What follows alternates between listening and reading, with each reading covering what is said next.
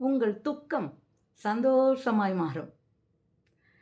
மலை போன்ற பிரச்சனைகளோ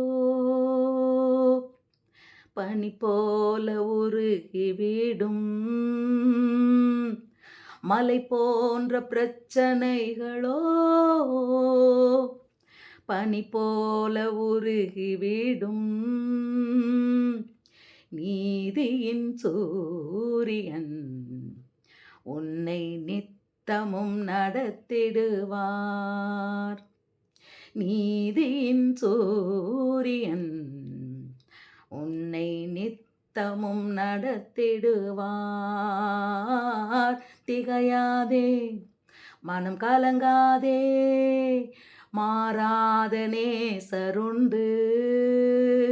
மனம் பதறாதே, நீ திகையாதே, வல்லமையின் தேவன் நம்மோடுண்டு.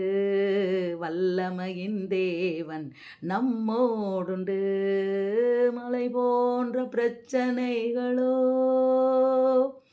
பனி போல உருகிவிடும். நீதியின் சூரியன் உன்னை நித்தமும் நடத்திடுவார். பிரியமானவர்களே, என் வாழ்க்கையில் பிரச்சனைகள் ஒன்றுக்கு மேலே ஒன்றா இருந்து அது மலை மாதிரி குமிஞ்சு போச்சுன்னு நினைக்கிறீங்களா?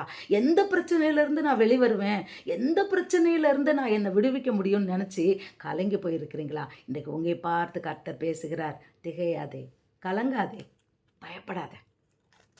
அவர் நீதியின் சூரியன் முன்னத்தில் பனிக்கட்டி எப்படி உருகி போயிருதோ அது போல அவர் முன்னத்தில் உன் பிரச்சனைகள் உருகி காணாமல் போய்விடும். நீ நினைக்கலாம், என் தடை மலையை போல எனக்கு தடை இருக்குன்னு. இல்லை, மணலை போல நொறுங்கி போகும் அவர் நாமத்தின் முன்பாக.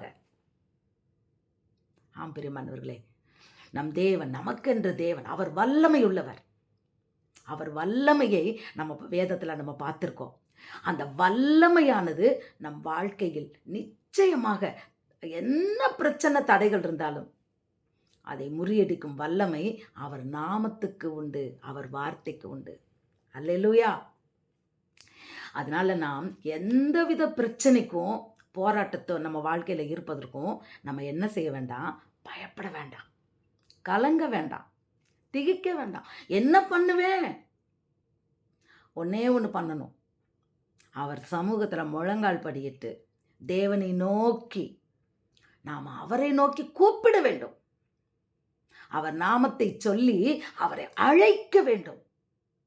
என் நாமத்தினால் நீங்கள் எதை கேட்டாலும் அதை நான் உங்களுக்கு தருவேன் என்று சொல்கிறார் பிரியமானவர்களே. அதனால நம்ம அவருடைய நாமத்தை சொல்லி நாம் அழைக்க வேண்டும். அது மாத்திரம் இல்லை, அவருக்கு நம்ம சத்தம் கேட்கணும் இல்லையா? அப்போ அவர் நம்மளை அறிஞ்சிருக்கணும். தேவன் இது என் பிள்ளை, அந்த வாய்ஸு. இப்போ ஒரு மேய்ப்பன் இருக்கான்னு வச்சுக்கிங்களேன், ஆடு மாடு ஓட்டிக்கிட்டு ஆட்டுக்கு மந்தை மேய்க்கிறவனுக்கு அந்த ஆடுகளுக்கு ஆண்டவருடைய சத்தம் கேட்கும். அந்த ஆடு மேய்க்கிறவனுக்கு அவருடைய ஆடுகளுடைய சத்தம் கேட்கும். இப்போ ஒரு மாடு மேய்க்கிறாங்கன்னா, இப்போ குழந்தைக்கு, ஒரு தாய்க்கு தன் பிள்ளைகளுடைய சத்தம் ஃபோனில் தெரிஞ்சிடும். வேற யாருனாலும் பேசினா, ஏய் ஃபோனை கொடு, என் பிள்ளைகிட்ட கொடுன்னு சொல்லிடுவாங்க. அது மாதிரி ஒரு மனைவிக்கு கணவனுடைய சத்தம் கட்டாயம் தெரியும். வேற ஆம்பளைங்க சத்தத்துக்கும் கணவனுடைய, ஏன் மோட்ரு பைக்கு சத்தம் கூட தெரியும்.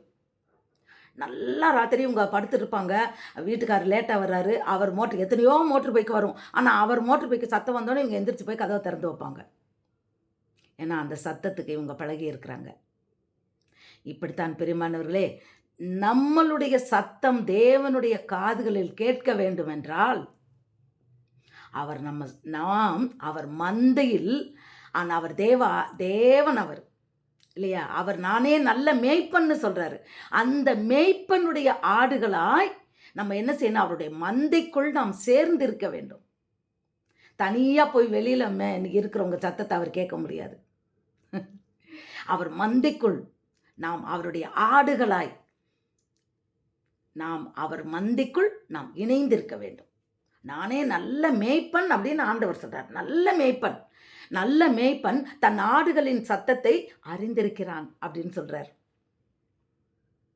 ஆம் பிரியமானவர்களே, அவர் அறிஞ்சிட்டா போதும். அவர் மந்தைக்குள்ள நம்ம போயிட்டா போதும். நம் சத்தம் கேட்டு அவர் நம்மை விடுவிப்பார். ஆடை விட மாட்டார், சும்மா விட மாட்டார். ஒரு ஆடு மேய்க்கிறவங்க ஆடுக்கு காலில் அடிபட்டுருச்சு அப்படின்னா அப்படியே மலையில் கீழே விட்டுட்டு வந்துட மாட்டாங்க. மலை மேலே மேய்ச்சி போய்கிட்டு இருக்கிறாங்க, எல்லா ஆடும் போயிடுச்சு. ஒத்த ஆடு மட்டும் என்ன பண்ணுது, கால் நொண்டி கீழே விழுந்து கால் நொண்டியாகி படுத்து கிடக்கு. சரி நீ போ அப்படின்னு அந்த மேய்ப்பன் விட்டுட்டு வரமாட்டான். அதை தூக்கி தோளில் போட்டு கொண்டு வந்து வருவான். அப்படித்தான் இயேசு கிறிஸ்து. அல்லேலூயா.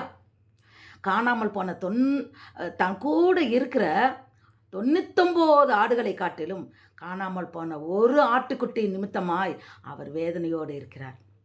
அந்த ஒரு ஆட்டுக்குட்டி நீங்களாக இருக்கலாம். இப்பொழுது தேவனுடைய மந்தைக்குள் வருவதற்கு உங்களை ஒப்புக்கொடுங்கள். நிச்சயமாக அவருடைய மந்தைக்குள்ள வந்துடணும். அவர் பிள்ளையா மாறிடணும். அவர் மேய்ப்பன், நாம் அவருடைய ஆடுகள்.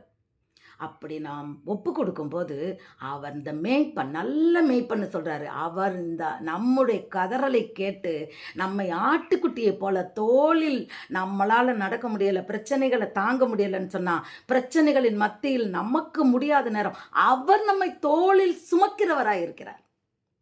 நம்ம பயப்பட வேண்டிய அவசியம் இல்லை, திகைக்க வேண்டிய அவசியம் இல்லை, கலங்க வேண்டிய அவசியம் இல்லை.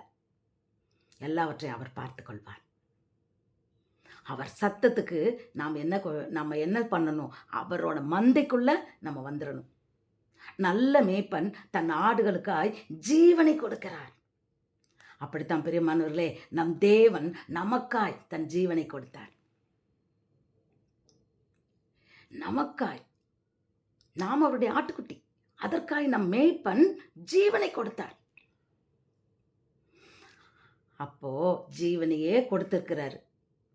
அப்போ நம்மளுடைய காரியங்கள் எல்லாவற்றையும் என்ன பண்ணுவார்னா அவர் பார்த்து கொள்வார். நாம் அவருடைய மந்தையில் இருக்கிறோமா, அவருக்குள் இருக்கிறோமா? நாம் அவருக்குள் இருந்தால் இந்த வார்த்தைகளில் நாம் நிலைத்திருப்போம். இந்த சத்தியம், ஏன்னா அவர் சொல்றாரு, நானே வழி, நானே சத்தியம், நானே ஜீவன் சொல்றார். நித்திய ஜீவன் அவர்தான் சத்தியம்ன்றார். அப்ப இந்த சத்தியத்தில் நாம் நிலைத்திருக்க வேண்டும். வார்த்தையில் நிலைத்திருங்கள்னு சொல்றார். அவர் என்ன சொன்னாரோ அந்த வார்த்தையில் நாம் நிலைத்திருக்கும் போது நம் சத்தம் அவருக்கு கேட்கும். ஹல்லேலூயா. எத்தனை பிரச்சனைகள், போராட்டங்கள் என்ன வந்தாலும் நாம் ஆண்டவரேன்னு கூப்பிட்டு அவர் சமூகத்தில் நாம் கதறும் போது அத்தனை பிரச்சனைகள் இருந்தும் கர்த்தர் நம்மளை விடுவிக்க போதுமானவராக இருக்கிறார். நாம் மந்தையில் சேர்ந்து இருக்கிறோமா? அவருடைய ஆட்டுக்குட்டியாக இணைந்து இருக்கிறோமா? ஒருவேளை நீங்கள் ஆட்டுக்குட்டியாக இணையலைன்னா இன்றைக்கு உங்களை ஒப்புக்கொடுங்க. God bless you.